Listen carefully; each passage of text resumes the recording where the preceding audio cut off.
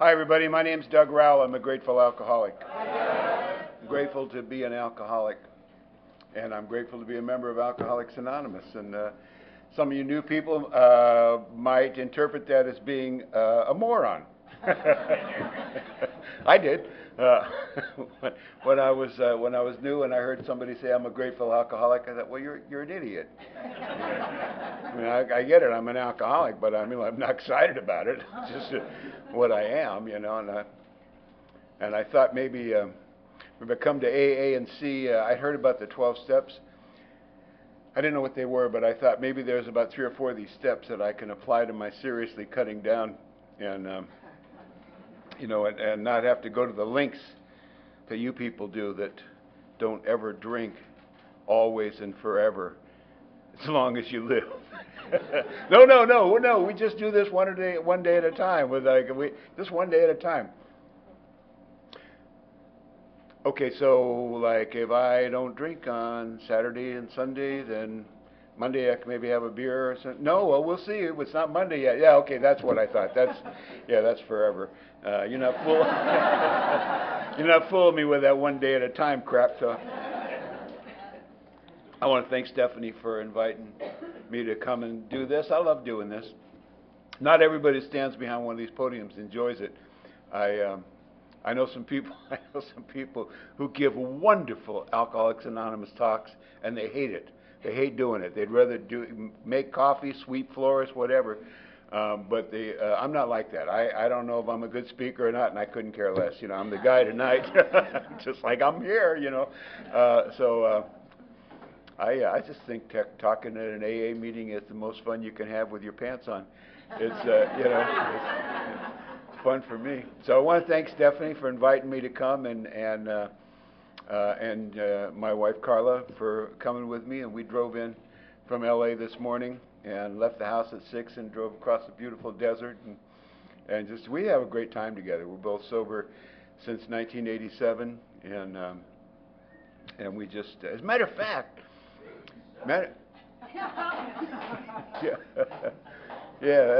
well, you know, it's there's a trick to it. Don't drink and don't die, and so you get that anyway. So, but Carla and I love Scottsdale because, well, it's a nice place anyway. We have some good friends here, but Carla and I knew each other for 10 or 12 years in AA in Los Angeles, and we were both invited separately to come and speak at the Salt River Roundup, and this was in 2009. And we both happened to be single and sober, and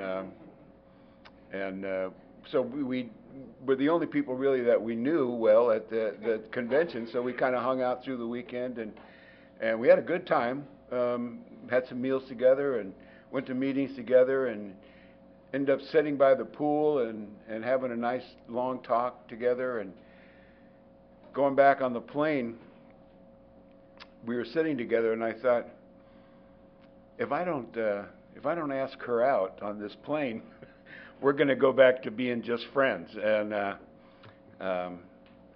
I'll never call her. And so I said, hey, have you seen that musical Spam-A-Lot? You know, it's a Monty Python Holy Grail set to music. Oh, no, she said, I heard that was great. Yeah, well, I'm going to go see it next week. Would you like to go with me?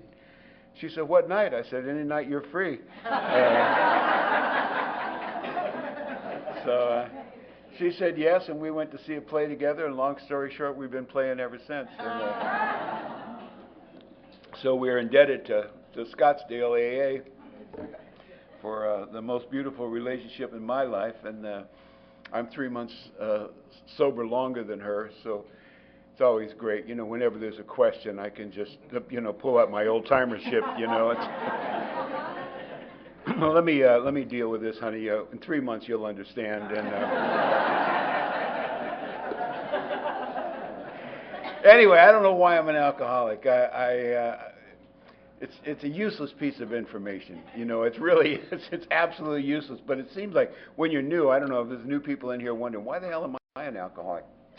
You know, I have friends, the guys that I work with, that we'll go and have a few beers, and I end up staying there drinking, and they go home and spend time with their kids, and I'm smarter than them. I mean, I don't know if anybody in here is suffering from that, but I did a lot. I'm like, how come I'm an alcoholic and he's not? And I drank a lot with her. How come she's not an alcoholic? And how come I'm what is it about me that's an alcoholic? And because I thought, I heard people talking about they grew up in alcoholic homes. I didn't.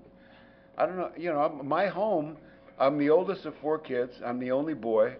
So I was, not through no fault of my own, I was treated a little bit special. And I don't see it that way, but I have 3 sisters that'll swear on the Bible. And so my parents were I was born into this happy, healthy, laughing, hard-working musical family. Not professional musicians, just, there was a lot of singing going on, and my parents lived for their kids. And when I was in high school, my dad painted his pickup truck the high school colors, so we could all pile in the truck and go to football games. I mean, so we lived sort of in the country in Orange County, California, and not way out in the country. We lived in 8 miles from Disneyland, but we lived in a rural area, and my sisters had horses, and it was just, I was happy to be born into this terrific family. None of them are alcoholics, as far as I know. But when I got sober, I was interested in where does this alcoholism come from? I mean, I understand maybe I drank my way into it, but I heard a lot of people saying about this genetic predisposition. My dad is the kind of guy who would buy a 6-pack of beer and drink one and put 5 in the fridge and not even remember if he has beer in the fridge. That kind of drinking makes me sick.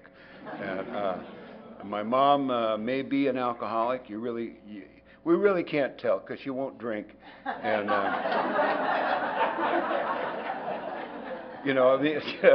what are you going to do? Look for a character defect, like some sign of alcoholism or something? I finally, after I was sober, I asked her, why don't you drink? She said, what do you care? I said, well, are you an alcoholic, Mom? Doug, I don't even drink. Have you ever seen me take a drink? No, that's what I'm wondering. Like, I know hundreds of alcoholics that don't drink. I mean, why don't you drink? She said, I don't know. When I was young, I drank. Every time I drank, I got sick, stupid, and obnoxious, so I quit. I just stopped. I said, you got to drink through that, Mom.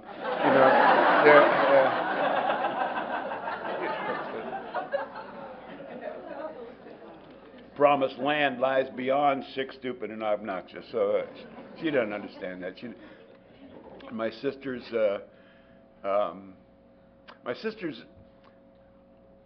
my one sister is younger than she was born on my 2nd birthday. She's 2 years younger than me, and she lives in Wichita. And when I was 5 years sober, I went to make amends to her for not. I was just a lousy brother. I didn't owe her money or do anything deliberately to hurt her, but I just was a bad brother. And I was 5 years sober, and she was having her 25th, her silver anniversary. So I went back there to take her and her husband out to dinner and just kind of clear up some of the bad blood between us. But I was going to meetings in Wichita, and the subject of alcoholism came up, and I said, Yvonne, do you ever drink? I mean, she's a church lady, she was a Wichita school teacher, and she sang in the church choir, and so I said, do you ever drink at all? She said, well, yeah. Yeah, I mean, I'll have a glass of wine at midnight on New Year's.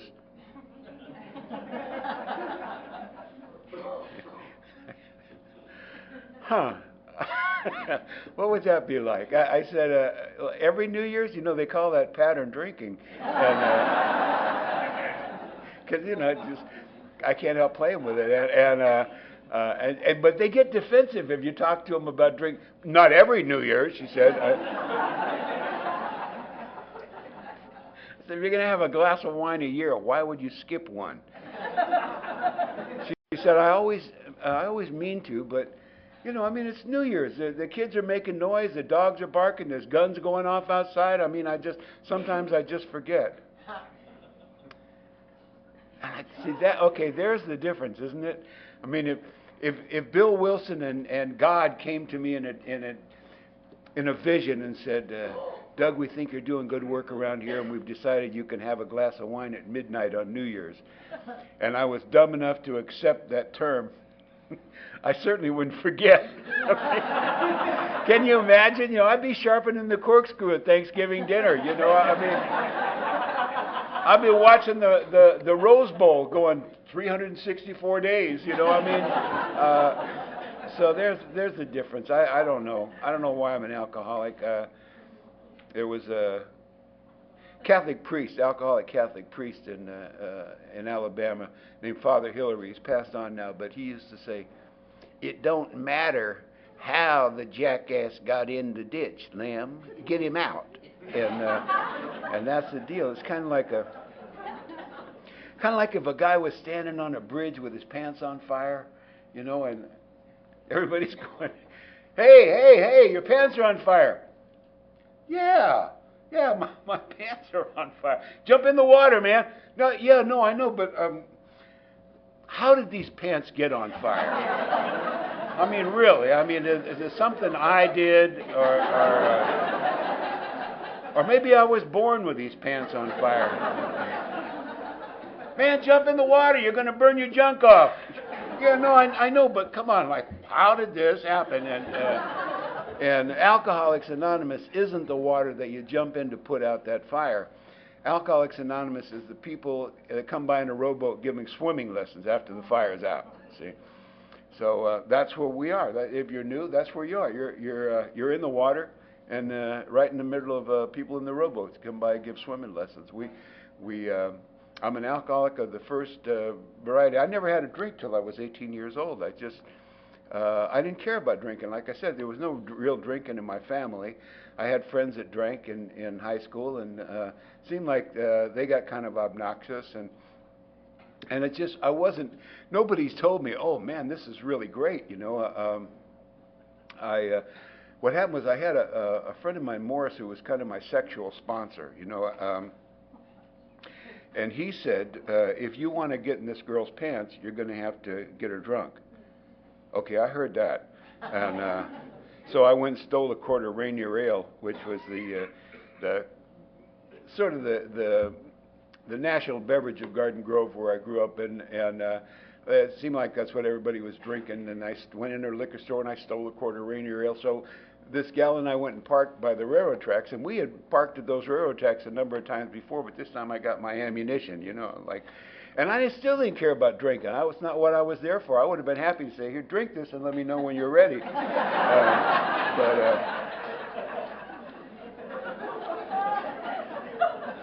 Just seemed kind of rude, you know, so I drank some and I passed it to her, and she drank some, and we split this quart of Rainier Ale. And I'm not going to, you know, sit in an AA meeting and say, hey, listen, half a quart of Rainier Ale will take your ass downtown. You know, if you're 17 years old and that's your first experience with alcohol, it will get your attention. That's enough to get I got a buzz on, you know, and I felt good. I felt glowing, you know, and happy. And turned out Morris was right. It was the first time I got an alcohol buzz, and the first time I ever had sex in front of a witness. So I was like, yeah, you know. I mean, we talk about commitment in here. I remember thinking, I am going to do both these things much as I can the rest of my life. This is good. This is good stuff. This is grown-up stuff. And I did the best I could do. I started to play guitar, and I got in a couple of bands, and you know, make a little money that way. And then I moved from Garden Grove, Orange County, up to Hollywood to sort of try to make a living in the music business. And I started connecting with some people up there, and I wrote a song and got it published. And then I worked with another guy, and we wrote a song and we got it published. And I got in a band. I was playing bass in this band at a dance club, and sometimes I played guitar, and somebody would be making a record, and you know, want to sing back. background or play harmonica or play guitar on my record, so I make a couple of bucks here and there, and so I'm sort of supporting myself in Hollywood in the music business. And there was a show that had opened on Broadway that had just come out to Los Angeles, was opening in Hollywood, called Hair. It was a Broadway musical about hippies. And I mean, probably some of the young people aren't familiar with it, but there are songs like "Let the Sun Shine In" and "How Can People Be So Heartless," "Easy to Be Hard," "Aquarius," that. So this show opened in Los Angeles, and I went to see it, and I just fell in love with it because I've always loved musicals. I mean, I'm a rock and roll guy, but I love musicals, Flower Drum Song and The Music Man and Oklahoma and all that stuff. So here was like a Broadway musical with rock and roll in it, and hippies. It was about hippies. All these people had long hair. It's called Hair.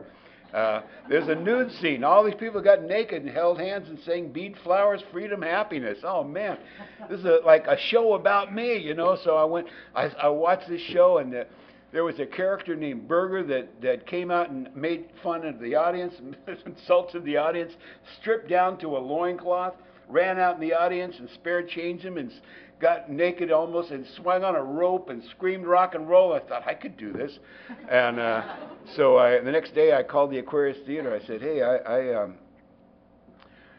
want to be in your show." The receptionist, "Aquarius Theater, can I help you?" "Yeah, I want to be in your show."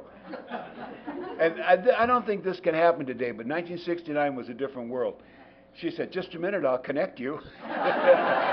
So she connected me to the company manager. "Yeah, can I help you?" I said, "Yeah, I want to be in your show." "Oh, you do, huh? Can you sing and dance?" I said, "Yeah, that's what I do. I'm a singer dancer." And I never danced a step in my life, but I'm up on the bandstand playing music, watching you dance. I know good dancing from bad dancing. How hard can it be? And so I said, yeah, that's what I do. And he said, well, what's your name? I told him, and he said, "What are you doing Friday at 1 o'clock?" I said, "You tell me." And he said, "Well, you got an audition. Be at the Aquarius Theater at 1 o'clock on Friday and bring a piece of sheet music that you want to sing." I said, "Okay." So this is Wednesday afternoon. I went right down to the music store and bought a piece of sheet music that I liked, and took it home, and I didn't think about anything for the next couple of days except singing this song well, because I was a little concerned about the dancing thing. I didn't know what I would do about the dancing, but I figured if I sang well enough, they wouldn't care about the dancing. So Friday morning, I had my guitar out. I'm practicing the song, and I broke a string. And I mean, strings break all the time, but hippies were like, "Oh, bad karma, dude." So I went into my roommate's room, who also played guitar, and see if he had the string. And right in the middle of his dresser, there was a little envelope, D string. That's the one. Good karma, dude. So picked up the envelope, and underneath that envelope was a little white capsule. I wonder what that is. Oh, because we didn't have a PDR. You pretty much had to swallow test everything. And by the way, I have a friend who is convinced that if you mention illegal drugs from the podium of an AA meeting, you're in violation of the fifth tradition. And the fifth tradition is we carry the message to the alcoholic who still suffers. That's our primary purpose, is to carry our message to the alcoholic who still suffers. Our message isn't don't drink. Our message, I believe, is take these 12 steps and move from a self-center towards a God-center, where you can live happily and comfortably without drinking. And I don't think that mentioning drugs, if you get up here and just tell a whole drug story, that's a different thing. It belongs in a different fellowship. But drugs are an outside issue. I mean, alcohol certainly is a drug, but illegal drugs are an outside issue. But let me tell you this: parenting is an outside issue. Driving is an outside issue. This is not a driving program. Employment is an outside issue. But yet you come in here, we become better parents, better children, better drivers, and better employees. So, and I would have been a better drug addict if I had stayed at it after I got sober, I guess. But anyway, but I use out of respect for AA, if I had known, because you can't see where your life's going, but if I had known when I was there, the first time somebody said, "Hey man, try this," I would have said, "Oh, yeah, I would love to, but I'm going to be speaking at an AA meeting in 30 years. You know, I don't want to piss anybody off." So anyway, so I took this, I dropped this pill, this capsule, which turned out to be THC, which is if you don't know, it's a synthetic marijuana and a nice little psychedelic. So so so 45 minutes later, when I got down to the Aquarius Theater, I was floating. I was just, yeah, I had my sheet music in my right hand, and I had. My hair was long over my shoulders and it just swished when I walked. You know, I had these hip hugger bell bottoms on, big bells like this, and no shirt on. Just I had a vest on, a vest with 6 layers of foot-long red, white, and blue leather fringe. Just, yeah, it was a walking wind chime, and I floated up the stairs at the Aquarius and stood at the back of the theater, and I watched these people auditioning. Saw these hippies up there singing and dancing. I'm man, these people can sing and dance. I almost forgot why I was there. And somebody said, Doug Rowell here? Oh yeah, and I went running down the aisle and up on stage, and I handed my music to this piano player. He opens it, big grin, and he starts to play. Bum, bum, bum, bum, bum. I said, ow! I feel good, and I went into this James Brown number, and I thought I was the Godfather of Soul, and I'm down on one knee and back up, and when I hold you, got bum bum bum, wow, bum bum bum, wow. They said, people who were looking at judging the auditioner said, "We love you, dude. Can you do something a little mellower just so we kind of get a range, you know?" No problem, no problem. I went into an a cappella version of Otis Redding's Dock of the Bay. And the piano player knew the tune, and he picked it up, and we were right in the pocket. Looks like nothing gonna change, and I just made myself cry. And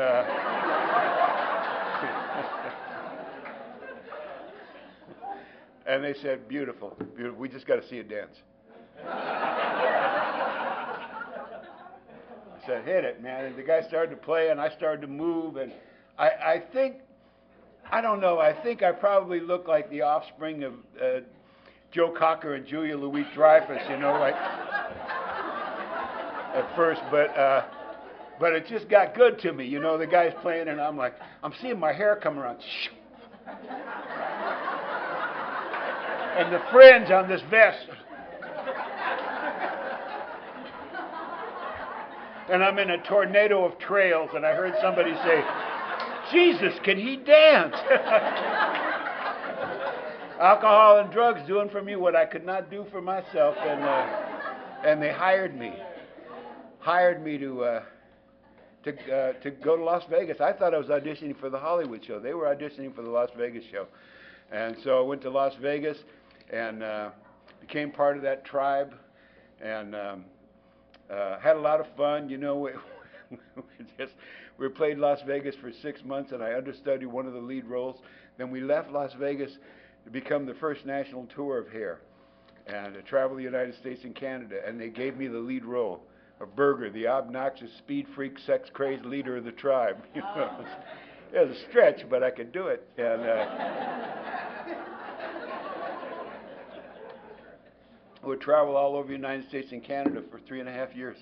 And we'd go down in the audience before the show started, talk to people, and then we'd come back up on stage, and we broke down that invisible wall, you know. And at the end of the show, we'd go down and bring people up on stage and dance with us. And some people would come up and go, love you, man, you're beautiful. You like pot? Here, send some me and Maui Wowie, Panama Gold, Panama Red, Acapulco Gold. Give us all this great dope for nothing because we can sing and dance. You like Ashley? Here, Osley, Purple Haze, Orange Sunshine, Window Pane, nay, nay, nay, nay. And got a witness, huh? Some girl would come up, oh my God, I love you, you're beautiful. Take me. Okay, you know. sex, drugs, and rock and roll, and traveling around the country getting paid for it. And it was, it was a good job. But funny thing is, I look back at it from after I got sober, and I wasn't no rocket to stardom in AA, but when I finally got sober and I got a sponsor, and I thought I heard somebody say, our drinking was but a symptom of deeper underlying causes and conditions. That's a paraphrase out of the book, but it's pretty close. But then this woman said, if you don't find your deeper underlying cause and condition, you're going to get drunk. And oh man. I called my sponsor. I said, hey, I found it. He said, what'd you find? My deeper underlying cause and condition. He said, oh, okay, let's hear that. I said, hair. Your hair? How about if we cut your hair off? You think you can stay? Not my hair. Not my hair. The show hair. Remember I told you I was a big star and traveled around the country and everything? Oh, yeah, I forgot about the big star deal, because you're a drunk now. And he said, I thought you were loaded when you auditioned for that show. I told him too much. I said, yeah. And he said, let me tell you something. Non-alcoholic people, the majority of people, earth people, when they go to interview for a job they really want, won't take a drug they can't identify. And it makes sense. It makes so much sense. I said, okay, then. I said, then I don't know what my deeper underlying cause is. And he said, I don't know what mine is either. Don't worry about it. If you want to look for it, fine. I'll give you something to do between meetings.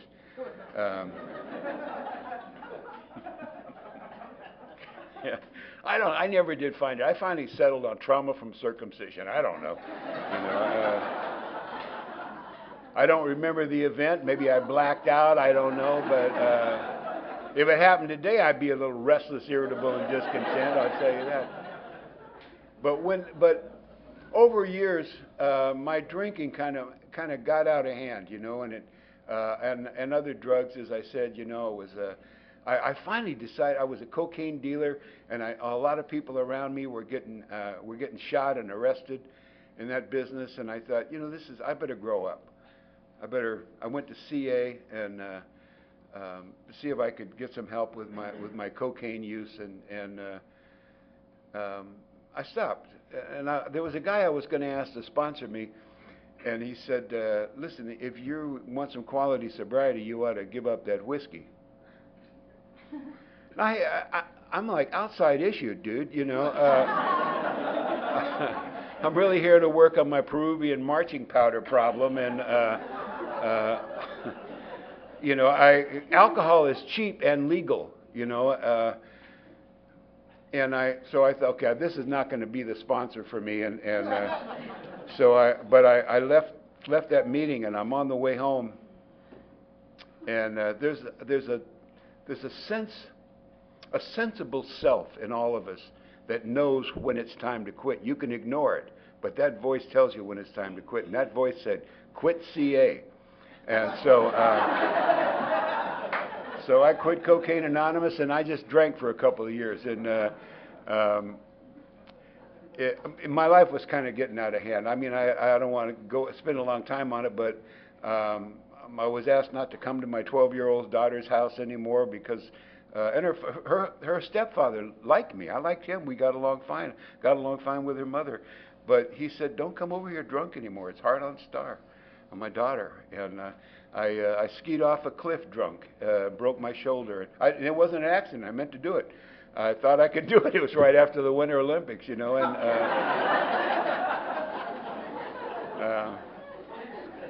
But I was out of work for 6 weeks, and then I just got back to work, and I was some party I was at lasted all night, and there was about a handful of us left in the morning, and the woman that owned the house said, somebody will take me to the store and get some eggs, I'll make breakfast. So,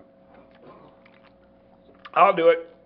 So I went and got on my Harley and went to get some eggs, but it was mid-April, and the sun was just coming up, and in Southern California, April is not hot and it's not cold, it's brisk. It's just brisk, especially at sunrise. It's a nice time to ride a motorcycle through the streets, and and the sun's just cracking over the horizon, and it was before the helmet law, so our hair's flying in the air. It was just so sexy, and we both had the same idea. Wouldn't it be beautiful to make love in the great outdoors? I don't know if you're familiar with downtown Burbank, but it's there's not a lot of great lovemaking venues around there. We found a 4-story parking structure. It was locked, but we went around to the fire escape and went up the fire escape ladder and got up there, and that door was locked. So I decided if I jumped over the top of it, I could open it from the inside. And I jumped, and I didn't quite make it over the top, so I fell 54 feet. And my dad was an engineer, a mathematician. He figured out 185-pound man falls 54 feet. Takes 1.3 seconds.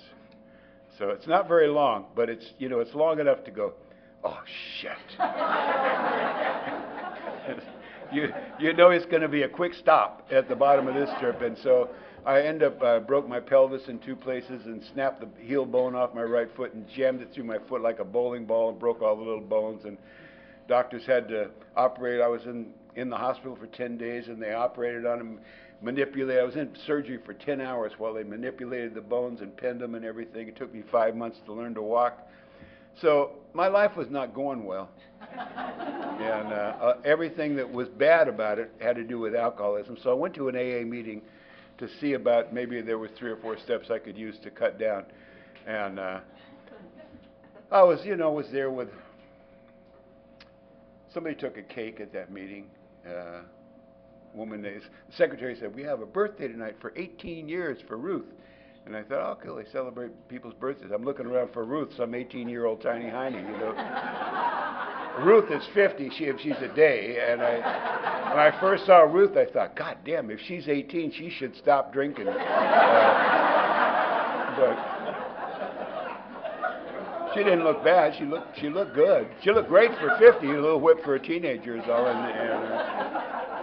But everybody sang for her, and I thought, oh my God, there were these 200 people singing Happy Birthday in 4 different keys at the same time. And they had a piano on stage. I thought, somebody here can play Happy Birthday. Like, if I look around this room, I know somebody in this room can play Happy Birthday on the piano. It's a 3-chord song. It's not hard. I thought, hell, I'm a guitarist, but I could play it. I could fake it. Maybe I should. I'd run up there, here I come to save the day, and just get everybody in the same key. And then I thought, maybe not. Everybody that I talked to at that meeting, I told them I wasn't staying. So, people come up, you're new. No, I'm not. My name's Doug. I'm not. I didn't come here to join up. I'm just visiting. I'm auditing. I'm observing is all. Just checking it out, man. Don't give me your number. Don't ask for my number. Don't put me on your little roster. I'm fine over here, minding my own business. You might try that sometime. See how that works for you. So, anyway, Ruth gets up and she says, "My name's Ruth, and I'm an alcoholic." Of course, everybody goes, "Hi, Ruth." Oh, shit. Really? Is this like 6th grade all over again or something? My friend Scott used to say, this is some level of lameness I never knew was available to me. And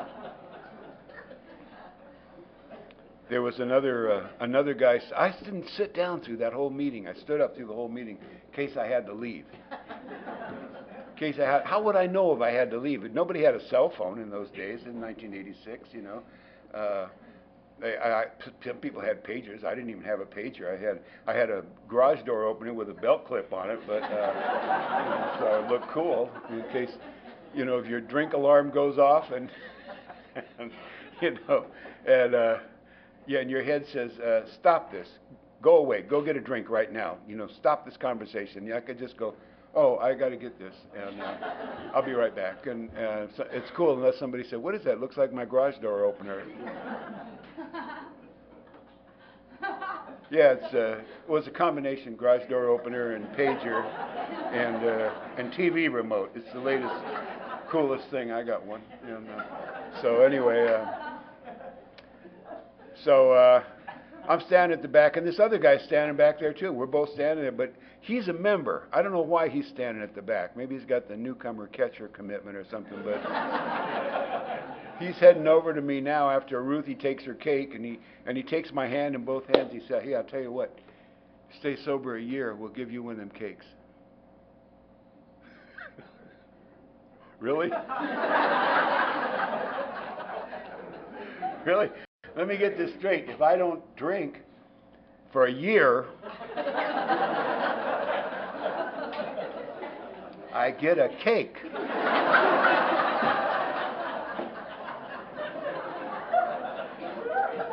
I don't know about you. It seemed to me you ought to get like a car.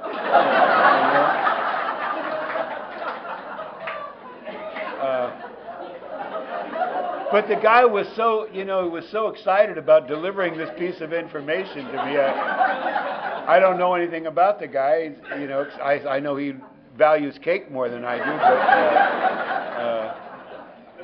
but I didn't want to hurt his feelings. I said, I'm not much of a pastry eater. If I wanted a cake real bad, I'd just stop at Safeway on the way home. They're like $5, I think. It's not even out of my way. I got to stop and get a 6-pack anyway. But I got my first big book at that meeting. The secretary had held it up. This is our big book, the Alcoholics Anonymous, the basic text of the program, the only authority on AA. If you're new tonight, please don't leave without this book. I thought, okay, I'll steal your damn book. They had a bunch of them on a table. I knew I could pick up that book, act like I was fascinated with it, and walk right out the door blindly, wow, this is great. And I just had a feeling they wouldn't stop me. I don't know if they would ever not, because she screwed it up. She said, if you're new tonight and you're financially embarrassed, we understand that. We've been there. We want you to have the book, and we'll make very liberal credit arrangements, including nothing down and nothing a week till you get back on your feet. Isn't that loving and generous? Unless you're going to steal the book. And then now if I steal the book, you're going to think I'm homeless, So I have my pride. I will steal from you, but I won't accept your goddamn charity. So now I got to buy the book. It's probably $20 or $30, a hardcover book, So I go to her after the meeting and I said, pull out my money. Can I buy one of your books? Oh, the big book? Yeah, the big book. Yeah, I've seen bigger, How much is that big book? She said, it's $4.65. Do you have it? $4.65 for a hardcover book? I think I can handle this. Yeah, here's a $5. Keep the change. No, I'll get your change. No, please, lady. I'm serious. Just keep that change and use that change to help a drunk, because I'm on my feet, okay? So I got my book, and on the way home I stopped and got a fifth of whiskey. So I get home and I got my bottle and my book, and I poured 3 fingers of whiskey and I sat down to read this book. Not stay up all night studying the big book, just kind of skim it. I have the ability to look at the title of a chapter, any book, and pretty much know everything in the chapter. It's just, I don't know. It's a gift that I have, and so doctor's opinion I didn't bother with. I've had doctor's opinions, and chapter 1, Bill's story. Who cares? Chapter 2. There's a solution. That's a sales pitch. Young man, there's a solution to your problem. The 12 steps of Alcoholics Anonymous will give you a life beyond your wildest drunken dreams. Great. Chapter 3. More about alcoholism. That sounds like it could be the most boring piece of literature in the English language. So I'm already up to chapter 4, We Agnostics. And I got to tell you, that got my attention. I didn't expect to find a chapter called We Agnostics. What I did expect to find was a room full of atheists and agnostics when I walked into AA. My grandmother was a Pentecostal minister, and she didn't like AA. She was a drunk who got sober when she found Jesus. She quit drinking and smoking and dedicated her life to helping others and bringing the word of Christ to others, So that she did pretty much the same thing we do here. Trust God, clean house, help others. And that's the way she lived the last 37 years of her life. But she hated AA. And I thought she hated AA because there was no God here. And I'm pretty sure now it's just because there was just a different attitude about God and that she didn't care for. And so well, when I walked in, I expected a room full of atheists and agnostics, and I heard my higher power, power greater than yourself, humbly asked him with a capital H, admitted to God, told God, prayed to God, oh my God, God, the last house on the block is Sunday school. Please. And so when I was very disappointed when I found this book said, we found that God doesn't make too hard terms on those who seek him. That's what it says in chapter 4. We found that God doesn't make too hard terms on those who seek him. And it got my attention. I'd never heard that before. My grandmother's Pentecostal church never said that. They said just the opposite, it seemed to me. They would say, you know, Doug, they call me Doug. You know, Doug, we are very sure that God makes hard times on those who seek him. Boy, you know, God will not even hear your prayers unless you're baptized. And I don't mean sprinkled on the forehead like some Methodist. I'm talking about total submersion, boy. That's why we got a tank of water for Christ up here. Come on up, son. We're going to soak you down, pull you up, washed in the blood of the Lamb. Praise Jesus, amen. Somebody get that boy a towel. And, you know, and I'm like, I'm 14. I'm not getting wet in this room tonight. I'm pretty sure they wouldn't drown me, but maybe she told them I touched myself, you know. And I could just see Brother Van Dyke the next day saying, I'll tell you what, I'm going to miss that boy's guitar playing, but thank God he don't have to abuse himself no more. And but it wasn't just the Pentecostals. My girlfriend was Catholic. She had to go to confession, communion, confirmation, a bunch of other cons, to find out how many Hail Marys and Our Fathers would cleanse her soul of the various kinds of sins. If you're Catholic, you know I'm not bullshitting. They don't just have sin. They got them categorized: venial, menial, cardinal, mortal. Some of them you don't even have to do them if you think about them. If you think about them, express way to hell, partner. Are you serious? I'm going to burn in perdition for eternity for thinking about sin? I wondered how long could I go without thinking about, oh shit. And so my friend Michael was an Orthodox Jew, and went over to Michael's house for dinner one night. His mom says, Doug, welcome to our home. It's an honor to have you. Would you like to join us in some wine and challah? Some what? Would you like to join the family in some wine and challah? Well, I'll have some wine. I'm not much of a pastry eater, to tell you the truth. And then there were Buddhists and Hindus and Muslims, oh my. But I went, you know, this book wasn't telling me anything about how I should come to God. In fact, it said, we don't think God cares how you come to him. You don't have to accept anyone's concept of God. That seemed open enough that I could go. And I went back to AA and I started going. My first 8 months in AA, I didn't have a home group. I didn't have a sponsor. I didn't read the book. I didn't take the steps. I didn't know what a tradition was. I didn't have a commitment anywhere. I didn't believe in God, and I was drinking every day. That's my first 8 months. Other than that, I had a pretty good program, but it was... What happened? I started taking bogus chips because I got tired of raising my hand as a new person, and I really didn't do anything right except keep coming back. I'm glad I did that because it turns out that's all I had to do right. And I had 4 different sobriety dates at 4 different groups. I had different kinds of chips, and I'm not recommending any of this as a program of recovery, but it's what I did, and today I'm sober 26 and a half years. And the reason I believe is because one night I fell on my knees and asked God for help. I didn't even mean to. I had a bottle of whiskey, half a bottle of whiskey and no cap on it, and I just fell. I fell on my knees, and I spilled whiskey all over the bed, and I grabbed the bedspread, and I'm sucking whiskey out of the bedspread, and a voice in my head says, hey, man, that ain't right.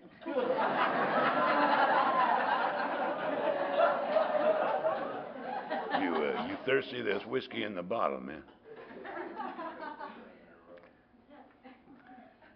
I've been going to AA for 8 months, and I haven't learned how to not suck whiskey out of a bedspread. And I was lost. I felt alone, and I said, God, if you're there, please help me. I shouldn't have done that. Because I didn't believe anybody was listening. But what happened was, over the next couple of weeks, every day, little coincidences happened in my life. Sometimes we call them miracles. And I don't know if there's a difference between a coincidence and a miracle. But the next day, I went to my neighborhood liquor store. There's somebody from AA behind the counter. I'm in the Vaughn's Market in the liquor department. Reach up, there's somebody from AA pushing a cart towards me. AA, one day at a time. Keep it simple. I'm at a restaurant over in Burbank, a Mexican restaurant, started to order a margarita. The waitress is somebody I know from AA. This kind of crap is happening every single day. And finally, on the way to work one morning after 2 weeks of this, I came to believe. I just killed a half pint of whiskey, and I threw the bottle out the window just as a guy from AA is driving towards me at 6:30 a.m.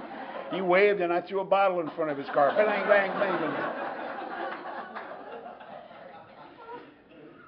I said, where are these people coming from? You know, they're like cockroaches. Really, have we seen a person? It's like those stupid miracles they talk about in meetings. Huh. I pulled the car over the side of the road, and I thought, miracles? I don't know. There's a lot of interesting coincidences been happening in the last couple of weeks. And I remember that I had asked for him. I was on my knees and said, God, if you're there, please help me. And I believe that the help came in a funny way, literally in a funny way, pain in the ass God jokes. And I came to believe, and I started hearing the music of Alcoholics Anonymous. And if you're new tonight, I hope you hear that music. I hope you hear that music. It's hard to explain, but when you hear the music of you know what I think it is? I think it's the laughter. I really do. I think that's the deal here. We come in here sick unto death and dying, feeling like we'll never laugh again. And you hear somebody laughing and you realize it's you. How many times have I heard somebody say, I heard somebody laughing and I realized it was me. And we start to laugh, and we laugh ourselves weller than we were before we got sick. Think about that. We laugh ourselves weller than we were before we got sick. What an incredible gift that is. And yet there are people in this room, and rooms like this all over the country, all over the world, who will be handed that incredible gift and say, no thanks, I'd rather get loaded. And we understand that decision. Nobody understands that decision more than the people in this room, but it doesn't have to be yours. If you're new tonight, give it a little bit of a shot. Are you willing to go to any lengths at all? You know, I suggest you get a sponsor and do the stupid stuff they tell you to do that you know is not going to work, and see what happens. Give it a good run. You know, if you don't drink for a year, we'll give you a cake.